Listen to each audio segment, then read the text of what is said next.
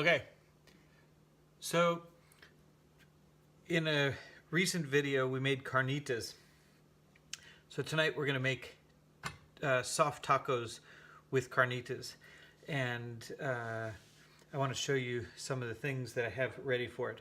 Now I want you to also bear in mind you can make these exact same things with all of the ingredients I'm using, or two of the ingredients that I'm using, or you can use carnitas that you bought at a Mexican market or at a grocery store, or you can use chicken, or you can use beef, or you can use fish.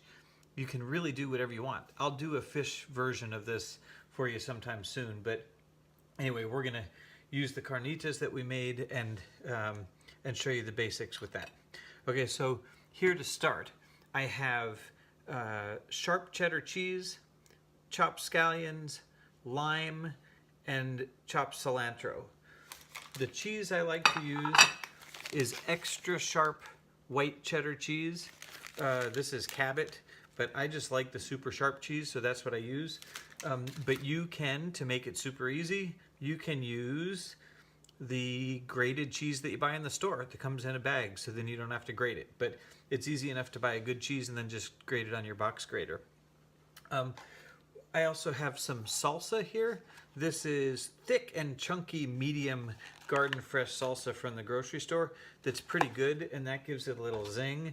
But I'm also going to make a little teeny bit of fresh salsa with tomatoes. So this is about as easy as it gets. This is nothing fancy, but you cut your tomatoes up. So here you dice your tomatoes, right? So let's do that one more time so you can see that. So always remember, here's your stem end. That's where you hold it. You cut the other end off, and so there's that end. And I do that just like that, same as the other pieces. And then the other slices, just slice through it so they're all about the same size. Get down to the end there. That one goes in the garbage. Pile them up, and I usually do, depending on the size of the tomato, about like that, right? Okay, there you go. So then there's our bowl. And I'm doing this version because Mom really likes it just like this, pretty fresh tasting and pretty simple. I'm gonna add a little bit of the scallions that we had there. And I'm going to add a bunch of the cilantro, and I'm probably going to keep some of that. I'll show you, we're going to cut some of that stuff up so you can see that as well. Clean this off here for a second.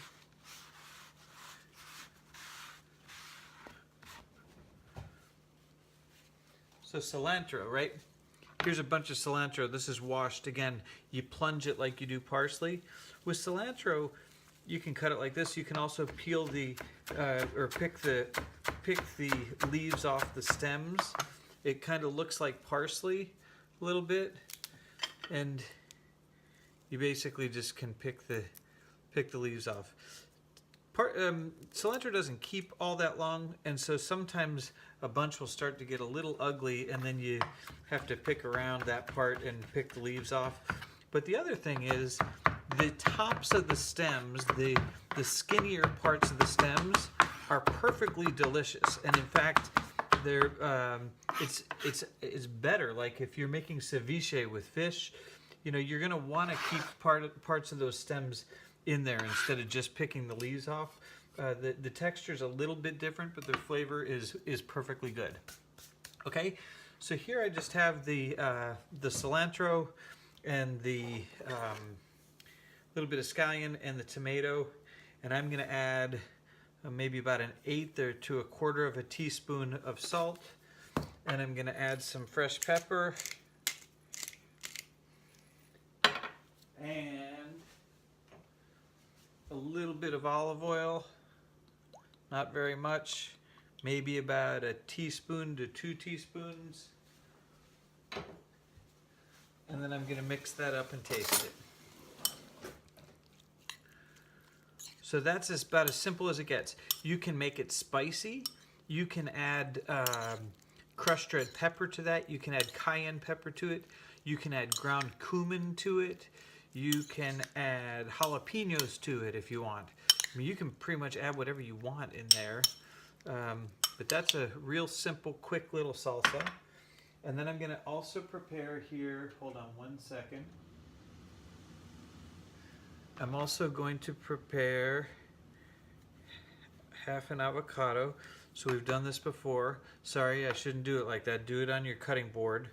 So do it like this, put it on the cutting board, and you go from the stem end down and around, and then you separate the two halves, and then you carefully cut that like this. Now, one thing I'll show you also, if you're only going to use half of your avocado, leave the stem in your avocado and cover this in plastic wrap and get the plastic wrap pressing up against the avocado, the flesh of the avocado, and leave that in there, and then put it in your refrigerator. And when you take it out tomorrow and you take the pit out, it will be maybe oxidized and browned a little bit, but not too bad.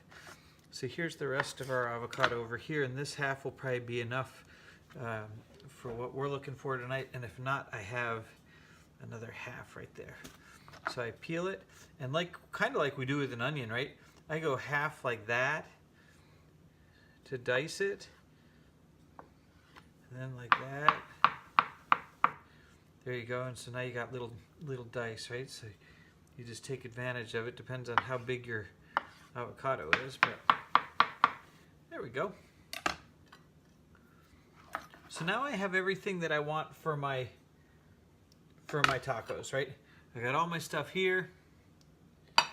I got my little salsa here, and I'm gonna put a dab of the spicier salsa probably on there as well. So I got my spoon there, I got everything ready. Everything is totally ready to go. And now I got my pans hot over here, so I'm gonna move you over here to show you the cooking of the taco. Okay, here I'm back to my stove and my cast iron pans.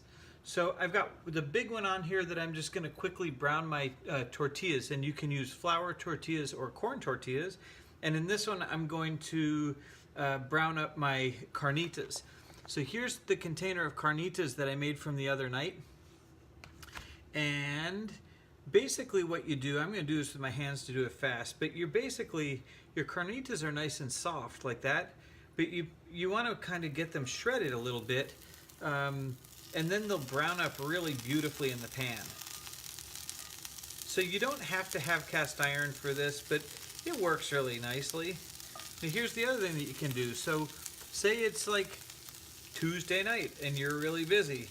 So you can do this with store-bought carnitas. You can do it with pre-grated cheese. You can do it with salsa that you buy. All you got to do is chop up a little fresh cilantro, because that really helps. And have a lime on hand, and so you can add some lime juice. And have your tortillas there. You can heat your tortillas up in the microwave oven if you have one, and you can heat your carnitas up in a microwave, and you put the stuff together and you're good to go. So this is just kind of a way to make them really super tasty.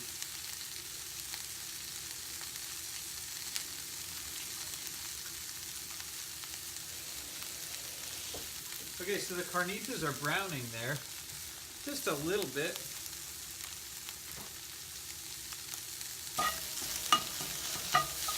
And you don't have to put any fat in the pan at all. You don't need oil in there.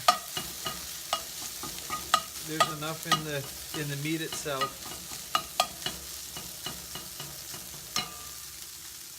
One thing you do want to do is taste your carnitas for seasoning to make sure they're seasoned the way that you like them.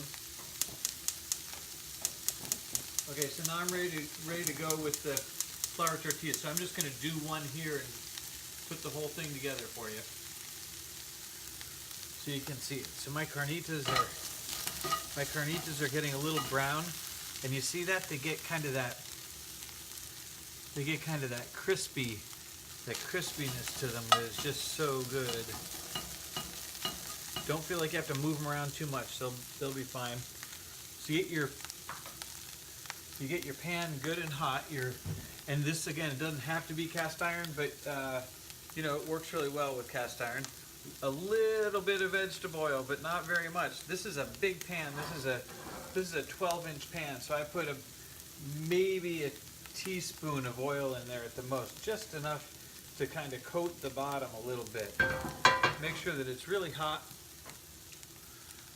Now I'm just using a basic kind of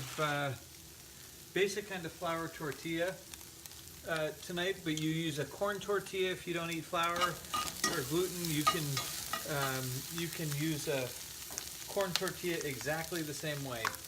Put it in the pan, move it around a little bit. In a pan like this, I can do 3, but I have to turn them a little bit around as they go. These go really fast, so that's why you like to make sure that you have all of your other ingredients completely ready, everything done. I've already turned the stove off on the carnitas, so these are done and ready to go. All of my other ingredients are ready, and look how quick that is. It's just a few seconds. Sometimes these puff up a little bit.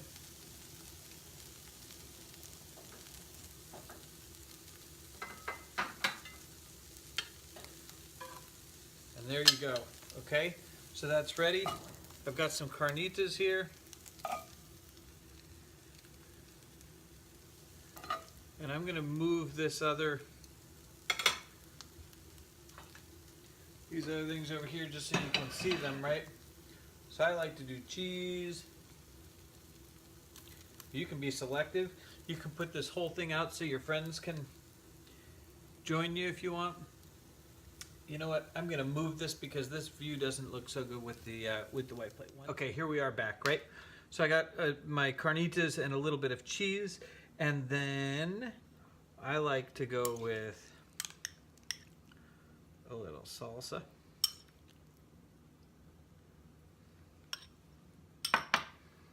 And a little avocado.